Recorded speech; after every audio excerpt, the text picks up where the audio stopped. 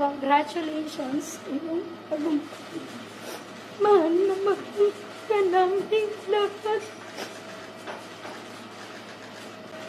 Ako po ay narito para ipahayag ang aking huling pananalita hinggil sa gilian sa aming pamilya at ng panig ng anak ko.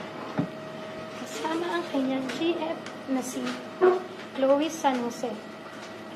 Umabot na kasi ito sa nakakaalarmang sitwasyon. Dahil buong sambayanan, alam na at nakaabang na sa mga susunod na salita ng bawat isa kung kailan dapat ang ganitong hindi pagkakaunawaan naway nananatili lamang pribado at inaayos sa personal na paraan. Ito po. Gusto ko lang pong bigyan ng komentaryo ito, ha? Ito po yung nanay ni Carlos Yulo, na si Carlos Yulo ay nagbigay ng magandang karangalan sa bansang Pilipinas dahil siya ay meron 2 ginto. Maraming salamat. Ito, nagpa-member na Jesusa Fe Castillo, maraming salamat. O yan, tularan ng magandang halimbawa. Oo, yung mga hindi pa member dito kay Coach Oli, pa-member na po. Ayan. Maraming salamat po sa kusang loob na pagsuporta dito sa channel ni Coach Oli. Jesusa Fe Castillo. Ayan. Ito lang ang aking gusto maging komentaryo dito. Na ito po umiiyak yung kanyang nanay ni Carlos Yulo at marami pong tagumpay na nangyari dito kay Carlos Yulo dahil nakapagbigay nga siya ng 2 ginto sa bansang Pilipinas. Again, congratulations. Nagbunga ang iyong paghihirap, yung iyong training kasi po alam natin, ako dati rin ng mga varsity at alam ko yung training niyan. Medyo yan po ay seryoso. Araw-araw talaga pong nagte-training ka. Nag-aalaga ka ng katawan mo. Kumakain ka ng tamang diet, repetitions. Mahirap po yung repetitions kasi dumarating sa tao yung medyo nagsasawa ka sa ginagawa mo. Pero yung mga basic, pinauulit-ulit yan. So talagang hindi ka makakarating sa ganyang estado, especially magkaka2 ginto ka. Ibig sabihin, chances are, ay ang iyong training ay mas higit sa lahat or ang iyong talent ay mas higit sa lahat. Kaya nga ikaw ang nangibabaw na panalo at nakaka2 ginto. Yan.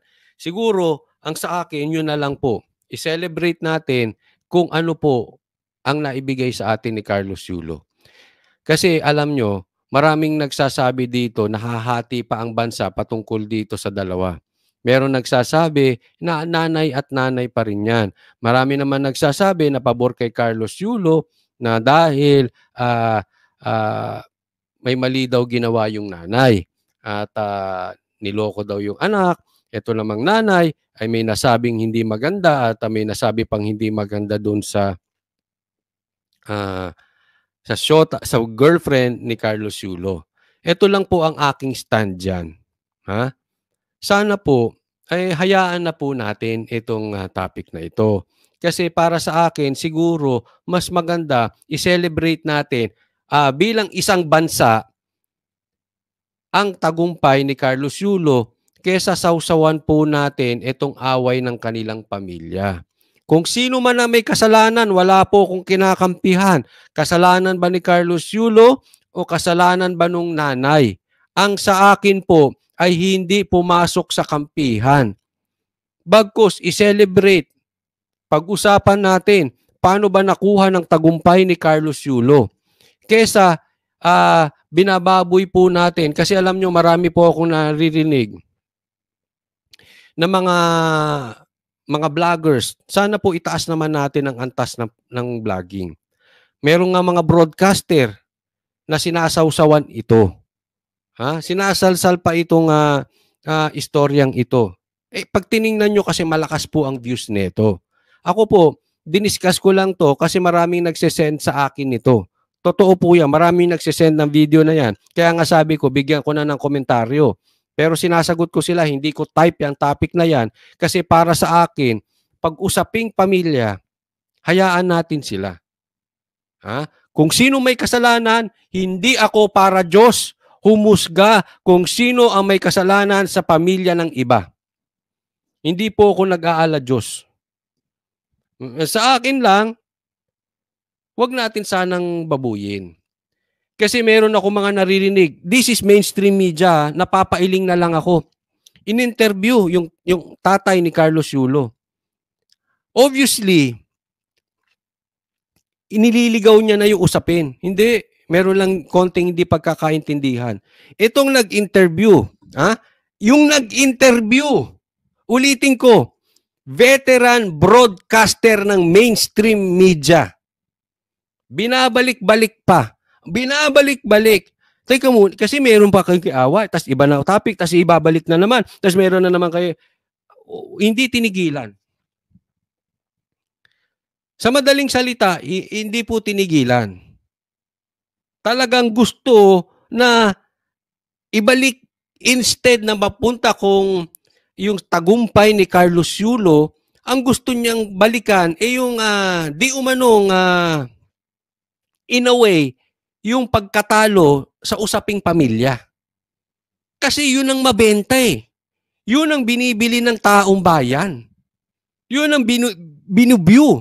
Ito rin po ang problema natin sa bansang Pilipinas. Kasi mahilig po ang Pilipino pagka usaping chismis. Magsalita ka ng chismis, marami kang views. Magsalita ka ng may sense, konti ang views. Hindi ko po kayo inaano ha. Kung kayo pabor kay Carlos Yulo o kung pabor kayo dun sa nanay, nasa sa inyo yan. Ang sa akin lang, maraming salamat sa ginto at sana ang i-discuss po sa mainstream media o mga vloggers, paano nakuha yung tagumpay na yon. Kasi marami po tayong matututunan sa training. Self-discipline makukuha mo sa training. Hindi ka magbibisyo dyan. Ang dami nating aral na mapupulot sa sitwasyong ito kaysa pinag-uusapan natin yung chismis ng pamilya nila. Nagbigay na yung tao ng ginto sa Pilipinas, spare the family. Huwag na nating kalkalin yung patungkol sa pamilya. Hindi ako perpektong ina at alam ng Diyos na hindi ka din perpektong anak at walang perpektong pamilya. Walang ibang hangad ang isang ina kung hindi ang ikabubuti ng kanyang anak at sa bawat miyembro ng pamilya.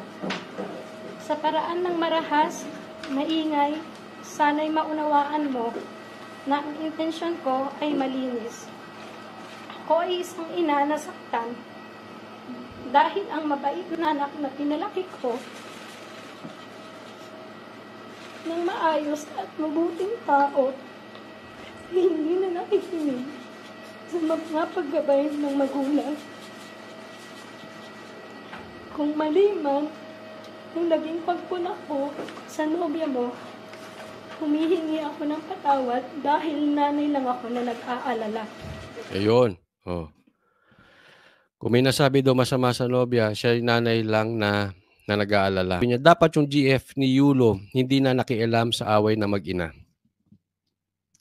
Posibleng tama si Gina PH. Posible na hindi siya dapat nakialam. Pero ayoko rin kasing i-judge kasi hindi po natin alam yung buong kwento. Tatandaan natin, iba po ang lumalabas sa social media. At lumabas nga na siniraan lang po ito eh. Meron daw nagpo-post ng kung ano-ano. Well, again, hindi natin alam kung totoo or hindi totoo. Kaya sinasabi ko, sana ang mainstream media, kayo ay maging magandang halimbawa. Itaas nyo yung antas ninyo. Hindi yung puro chismis. Gaya na sabi ko, meron na nga kayong veterans broadcaster, ganyan pa ang ginawa ninyo. Veteranong broadcaster na, nauwi pa sa chismis. Matanda ka na, kaya mo nang magdesisyon para sa sarili mo, bukas ang aming pintuan sa tahanan, may pera. Ito yung sinabi, dapat naging peacemaker na lang yung GF ni Yulo sa mag-ina. Ito hindi about ayoko i-judge kung mali yung girlfriend or hindi, or tama yung girlfriend or hindi. No, hindi. Pero as a whole, as a general rule para sa akin, dapat talaga yung girlfriend nagiging peacemaker sa family. Hindi mo na sinusudsulan, "Ay, alam mo yung tatay mo," ganyan. "Alam mo yung nanay mo?" Yan. Again, hindi 'to kayulo, ha. Again, hindi ko alam ang buong kwento niyan. But, yung ano na lang, kasi normal yan, 'di ba, may away biyenan, 'di ba? Totoo naman yan, nagkakaroon ng away biyenan, 'di ba? Dapat, ah, for me kasi, yan mostly ay responsibilidad ng lalaki, okey? Be a man, 'di ba? Dapat yung lalaki kung may gulo sa pamilya, again, hindi 'to kayulo, as a general, may away yung magbiyenan, 'di ba? Being a man, ikaw yung lalaki, dapat gumigitna ka na, "Teka muna, nanay ko 'yan, girlfriend ko 'yan, eto tayo, magkakasundo tayo." At, ang galawan nung lalaki ay responsable. Yung instead na ginugulo pa, inaayos, 'no? So, kung may kasalanan man yung girlfriend, dapat ang lalaki pumapasok na. Lalaki nga, eh. So, be a man. Unless bangag. Hindi. Na napasok pa. Hindi, kasi totoo 'yan. Kasi 'pag ang tao bangag, ang decision making niyan mali. Halimbawa, bangag sa alak, 'di ba? Anong gagawin nung lalaki? Nag-aaway, hayaan mo na 'yan, basta ako lasing-lasing ako araw-araw. Oh, o kaya bangag sa pulburon, wala na 'yan. Baka under 'yan, baka ma-under kasi weak, eh, wala eh. Iba yung mundo niya, 'pag ikaw ay bangag na, iba na mundo mo, wala ka na sa katinuan, 'di ba? Weak 'yan, weak. Napasok pa, oh, huh? O wala kung nanaisin mong bumalik sa amin. Hindi na pwedeng buwiin ang nasabi. Ang amin lang, handa na ako at ang papa mo mag-usap tayo ng bukas ang loob na may pangunawa anumang oras na handa ka pag-uwi mo upang maayos ito. Hindi kailangan ng ibang tao na malaman ang mga alitan dahil hindi nila alam ang buong kwento. Yun ang dapat doon. Hindi dapat malaman ng ibang tao outside the family. Dapat yung ganun outside the family, sa family. Ako ganyan lang ang nakikita kong kadalasang problema. Pagka merong isa sa tingin niya naapi siya, ikukuwento niya sa labas, bakit? Nanghihingi ng kakampi. Ganun lang kasimple yan. Pag kinuwento mo yan sa iba, nanghihingi ka lang ng amor sa iba. Gusto mo lang ng kakampi, katuwang. Saan? Doon sa iyong pagsi-self-pity. Kaya po ako, na-advise ko sa inyo, huwag kayong papasok sa self-pity. Kasi pag nag-self-pity na kayo, "Ay, bakit nila ako inaapi? Kawawa ako. Ay, naku, makapunta sa tindahan. Ikwento ko kay ating." Patay ka na dyan. Tsismis na yan. 'Di ba? Iba kwento. Kaya again, hindi ako mahilig makisawsaw sa ganyan. Hindi ko pinapasukan kasi kailangan lagi kong tinatanong. 'Di ba? May nagkwento sa akin. Gusto ko tanungin, ano kwento naman ng isa? Kasi pagka parehas, isa lang side ng tinitingnan mong kwento, syempre, natural, bida siya dyan. Alangan namang pasamain niya sarili niya, di ba? Pakinggan mo yung buong kwento. At hindi nila ito lubos na nauunawaan. Gayunpaman, hihingi ako ng patawad sa iyo at sa sambayanan sa mga nasabi ko sa interview. Pagod at puyat ako sa kapapanood sa iyo ng mga respeto sa isa't isa. So, basta yan lang naman komentaryo ko dyan. So, again, this is my first and last na itatopic ito. No? Hindi ko napapahabain pa yung sinabi ng nanay. Kung gusto nyo marinig, panuorin nyo na lang. Basta, ang sa akin lang, ito lang. Huwag natin pagkakitaan ang problema ng pamilya ng iba. Yung mga manunood, maintindihan ko yan. Kung gusto nilang panuorin, it's up to you. Kaya lang kasi merong mga mainstream media at merong mga vlogger na ginagawang ng gatasan pa ito. Hindi po ginagawang pera ang problema ng ibang pamilya. Hindi ginagawang pera ang baho ng ibang pamilya. Huwag na po nating sausawan, na lang natin at nagbigay ng ginto, ha? Huwag niyo nang habulin yung views niyo diyan. Ito'y hamon ko lang sa mga ibang vloggers na ginagawa panghabol ito sa kanilang quota. Hanap kayo ng ibang topic, be responsible. Hindi ko sinasabi na 'pag diniscuss mo 'to, masama ka, hindi naman. Kasi kung dinidiscuss mo kung anong klaseng training meron si Yulo, yung gano'n. Yung may connection sa sports. Kaya lang kasi 'pag gano'n hindi masyadong pinapanood. Oh, mamaya lalabas pa ito, hahaba pa istorya nito. Pahahabain parang yung Tito Vic and Joey, 'di ba?